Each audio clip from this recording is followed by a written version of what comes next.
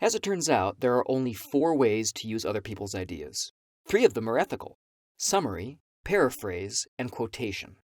The 4th one, plagiarism, which we also call stealing, is always unethical. If you're using someone else's ideas, that means you're using one of these methods.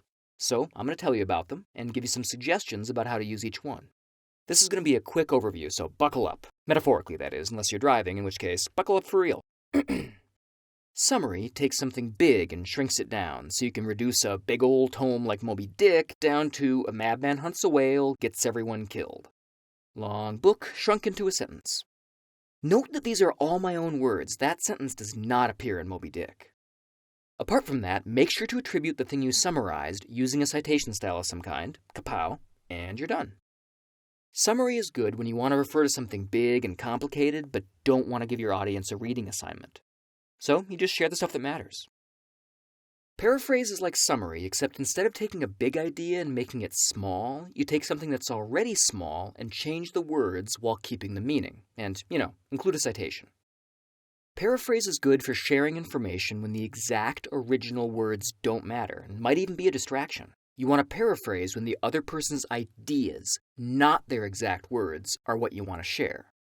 In this case, the flowery, archaic language and lack of context could make this sentence confusing.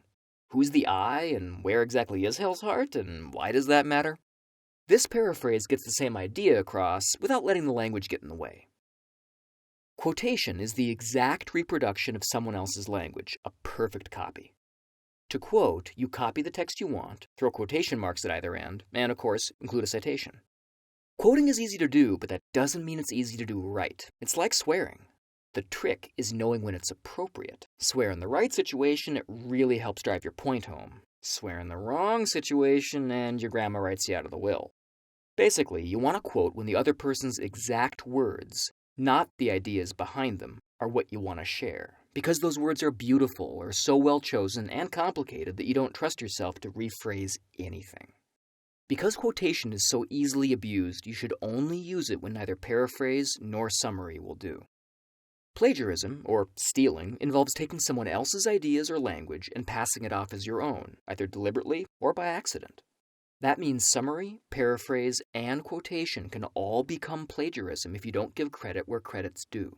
The fancy word for that is attribution, and it's the key.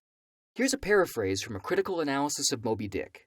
If I include it in my paper without clearly indicating whose idea it is, it could look like I'm passing it off as my own, which is plagiarism. See?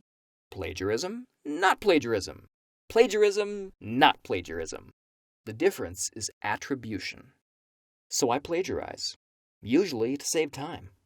It's an attempt to have your cake and eat it too. If you plagiarize, maybe you can go to that big party and turn in your paper on time. But here's where plagiarism breaks down. It's a high-risk, low-reward proposition that doesn't pay off even when you get away with it. Because all you're really doing is compromising your own education, which costs a lot of time and money. And of course, it's worse if you get caught. So please don't abuse other people's ideas. Instead, stop by your friendly library and get some help with that paper.